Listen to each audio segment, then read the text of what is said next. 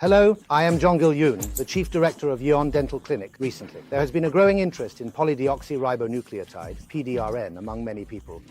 There has been a significant increase in the number of people inquiring about various curiosities and clinical results.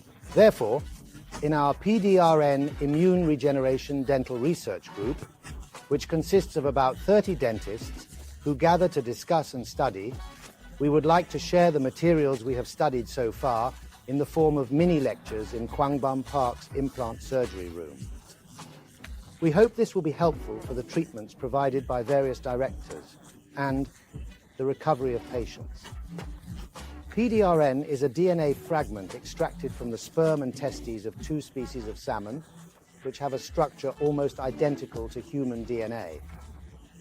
There are two types: polynucleotide, PN, which is cut longer and has viscosity, mainly used in dermatology or joint treatments, and PDRN, which is cut shorter for better absorption in the human body, enhancing drug efficacy.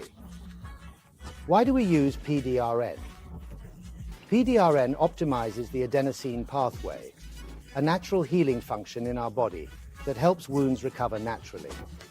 It acts on the adenosine receptors present on the surface of almost all cells in our body, regulating cytokines, which are signal-transmitting proteins between cells, to control excessive inflammation, increase growth factors necessary for cell division and growth, and promote angiogenesis, which is crucial for tissue recovery. By accelerating DNA synthesis through the DNA recovery pathway essential for tissue regeneration, it helps speed up recovery. Many people ask about the safety of PDRN, as verified by the Korean Ministry of Food and Drug Safety. PDRN is a very safe drug for the human body, so you can use it comfortably without worry. When damage occurs in the body, ATP, or administered PDRN, is broken down into ADP, AMP, and adenosine by DNA-degrading enzymes in the blood and cell membranes. These act on the adenosine receptors and the most important receptors in our body, the P1 receptors. When they act on these receptors, they signal the cell nucleus, affecting the DNA inside the nucleus, which then regulates various metabolic processes, such as protein transcription. This adenosine pathway has been scientifically known for over 30 years. Many people inquire about the effects of PDRN on bones. To summarize the direct effects of the adenosine P, eighth way on bone regeneration. PDRN inhibits osteoclasts and promotes osteoblasts when inflammation occurs. The adenosine derived from PDRN is closely related to T cells, which are crucial immune cells in our body. Among these T cells, the main immune cells causing periodontitis and peri-implantitis, which we see daily in clinical practice, are T cells. Overactivation of T helper 17, Th17 cells, leads to inflammation and autoimmune diseases. T regulatory, Treg cells, one of the immune cells in our body, regulate the overactivation of these cells. Adenosine increases the activity of Treg cells when it encounters an inflammatory environment, and Treg cells in turn increase the P reduction of adenosine, creating a positive biofeedback loop. Additionally, adenosine suppresses the activity of other immune cells that cause excessive inflammation, a process known as immune modulation. T cells are among the most important immune cells in our body. Macrophages, which have types 1 and 2, are converted from type 1 to type 2, suppressing the inflammatory response of other immune cells and promoting the growth of stem cells. Recently, it has been revealed that the phenotypic expression of macrophages, which are responsible for primary immunity in our body, changes. And this change is crucial in controlling inflammation and tissue regeneration. This change is called P, olarization. Recently, there has been a surge of research and papers worldwide on inflammation and related topics, not just periodontitis. The most important factor in clinical practice is determining the bone fusion and bone loss around implants. which is influenced by the ratio of M1 to M2 macrophages and the balance between rankle and osteoprotogerin, OPG. These factors can switch each other, and PDRN increases the activity of Treg cells, M2 macrophages, and OPG, reducing inflammation and promoting bone regeneration and fusion. In summary, harmful stimuli like lipopolysaccharides from pathogens, trauma from occlusion, and increased Th17 type 1 macrophages and rankle lead to increased inflammation and bone destruction. Using PDRN for treatment increases Treg cells, M2 macrophages, and OPG, preventing inflammation and bone destruction. Another important aspect of peri-implantitis, apical periodontitis and periodontitis, is that the inflammatory environment coexists with the stem cell environment. Reducing inflammation and enhancing stem cell activity can improve this environment. Stem cells not only have pluripotent division capabilities, but also possess a strong ability to suppress the immunity of surrounding cells. Therefore, injecting PDRN into the microenvironment where stem cells exist, known as the niche, can be very effective. The method we devised is the PDRN bone injection method. Periodontitis occurring in the oral cavity is essentially an immune respite. Response of our body triggered by harmful stimuli like LPS from bacteria. Controlling this response is crucial for fundamental treatment and environmental improvement. In summary, PDRN amplifies the adenosine pathway, which naturally regulates inflammation in our body. Controlling excessive inflammation and possessing regenerative capabilities that other drugs do not have, by effectively utilizing the functions of PDRN, it can be applied in various fields, especially showing great potential in the treatment of periodontitis and peri-implantitis.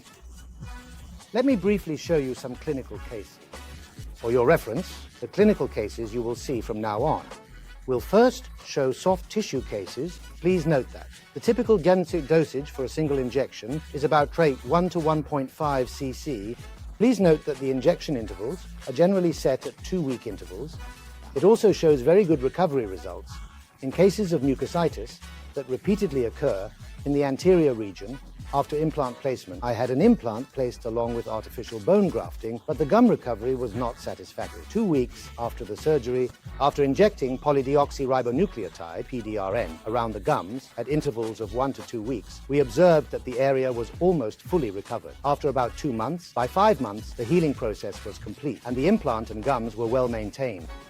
In cases of peri-implantitis that repeatedly recurs, we observed that cleaning the fixture area thoroughly and periodically injecting PDRN gradually reduced inflammation, resulting in very healthy gums and no recurrence. A common autoimmune condition we often see in clinical settings is lichen planus. After about 3 months, the condition almost fully recovered, and there was no recurrence even 5 months after the end of treatment. This is a very severe periodontitis case. As you can see, the gums have recovered very healthily and firmly. Initially, we only performed healing treatment without PDRN, but the condition recurred after about 4 months. After that, we treated with PDRN and observed very good recovery. This is a case of long-standing peri-implantitis. Although the treatment improved significantly, the deep periodontal pocket maintained the inflammation, causing it to recur. Therefore, we improved the condition through resective surgery. The presence of periodontal pockets is very important for the treatment prognosis, as many papers have mentioned, and this is a case that demonstrates it clinically. Now I will show you a case with natural teeth. Despite severe periapical periodontitis, combining root canal treatment with PDRN injections showed rapid symptom relief and good recovery in the bone loss area. PDRN maximizes the effects of existing treatment. In cases of severe bone loss due to excessive periapical periodontitis, removing as much of the myofibroma as possible and injecting PDRN around the damaged bone showed significant recovery in the bone loss area. During the recovery of the root apex through the injection, severe traumatic occlusion, TFO, occurred due to the patient's careless chewing. causing a relapse. By removing the TFO and using the injection again, recovery can be observed. This is a case of a very loose tooth, almost on the verge of falling out, where the tooth was restored with the injection along with bone surgery. After crown treatment, when root apex inflammation and pain occur, symptoms improved with polydeoxyribonucleotide (PDRN) injection, and significant recovery of bone loss due to root apex inflammation was observed. This is a case the patient had cheek tissue loss and masticatory pain after having a crown. During the polydeoxyribonucleotide (PDRN) treatment, we saw a recovery of the gums. About 3 months later, the cheek tissue loss significantly recovered and the symptoms disappeared. I will show you a case.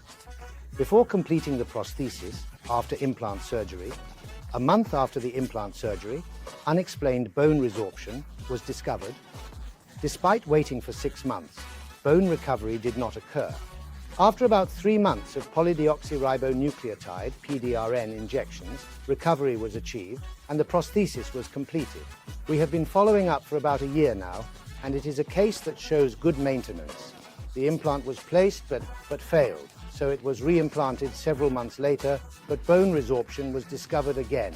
In such cases, through polydeoxyribonucleotide (PDRN) bone injections, the bone around the fixture recovers and the metalwork is completed. After 4 months, after the implant placement, bone resorption was discovered, which appears to have damaged the apical area of the adjacent natural tooth. However, with the PDRN injection, bone resorption recovered and the treatment was completed successfully. This time, I would like to show you a case of treating peri-implantitis that occurred after the completion of an implant. 2 years after the implant was completed, peri-implantitis accompanied by bone loss occurred. We cleaned the area around the implant thoroughly and used PDRN injections to reduce the symptoms and show partial bone recovery. This is a case that demonstrates partial bone recovery and healthier gums even in severe peri-implantitis with significant bone loss. The bone density around the implant was very low, so we administered PDRN injections for several months, which increased the bone density and allowed us to complete the treatment. In cases where bone quality has deteriorated due to long-standing peri-implantitis, we have an example where partial bone recovery was achieved by removing the biofilm and administering a PDRN injection. This is an implant that was placed about 11 years ago, which has developed bone loss and peri-implantitis. Despite undergoing standard healing treatments, the condition has repeatedly recurred at 3-month and 8-month intervals. At that time, through the bone survey of PDRN, partial improvement in bone recovery and healthy gums were observed. Initially, polydeoxyribonucleotide (PDRN) injected the bone loss area, but no bone recovery as drug retention was not achieved. After that, the injection method was switched to a bone injection, and subsequently, we could observe gum recovery and fundamental bone regeneration. This is a case showing very healthy recovery of the gums. In peri-implantitis accompanied by bone loss, this is a case showing partial bone recovery and very healthy gum condition maintained for about a year in peri-implantitis accompanied by bone loss. This is a case where the bone loss area was controlled for inflammation 6 weeks, and then the bone loss area was filled and maintained using artificial bone. It has been well maintained without an inflammatory response up to 2 months post-surgery. Let me show you a case of apical periodontitis. The patient did not want an extraction, so we proceeded with polydeoxyribonucleotide (PDRN) injections. Gradually, the area of apical bone loss decreased and the symptoms disappeared. This case involves chronic apical periodontitis, where significant bone loss was recovered, and the CT scan shows the buccal cortical bone gradually healing. This is a case of maxillary sinusitis and odontogenic maxillary sinusitis treatment. You can see the inflammation in the root area with bone loss and the inflammation in the maxillary sinus, both recovering. I will show you how to use PDRN during implant surgery. As you can see, before placing the implant, the fixture is soaked in polydeoxyribonucleotide (PDRN) and then placed. The artificial bone is also soaked in PDRN before being applied after placement. After suturing, if you inject a mixture of polydeoxyribonucleotide (PDRN) plastic liquid metal water in a 1:1 ratio into the vestibule, the patient will recover very comfortably. The next day, by doing this, we can increase the success rate of implants, improve the recovery of the surgical site, and ensure patients feel comfortable after the surgery. I have summarized the injection methods for polydeoxyribonucleotide, PDRN. Most of them are similar to general intraoral anesthesia method. However, the original injection method I devised is slightly different. It is divided into two types depending on the presence of cortical bone. For patients with unstable gum conditions or bone formation, continuous injections during visits will yield much better results. So, I came up with a term: every visit, every injection.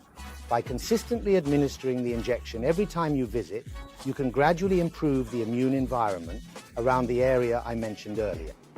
This is a diagram showing the sequence of preparing an injection by adding polydeoxyribonucleotide, PDRN, to the anesthesia ampule. After anesthesia, in cases where there is no cortical bone or the first cortical bone is compromised, the first method involves using about 27 needles to inject polydeoxyribonucleotide, PDRN, into the gonle, similar to pressing a thumbtack while feeling the pressure. This is the first gonle injection method, known as Guillaume's Technique 1. The second method, Guillaume's Technique 2, is used when there is cortical bone, as the cortical bone cannot be penetrated. Therefore, the method uses a bone drill to penetrate cortical bone. Inject polydeoxyribonucleotide, PDRN, into drilled area.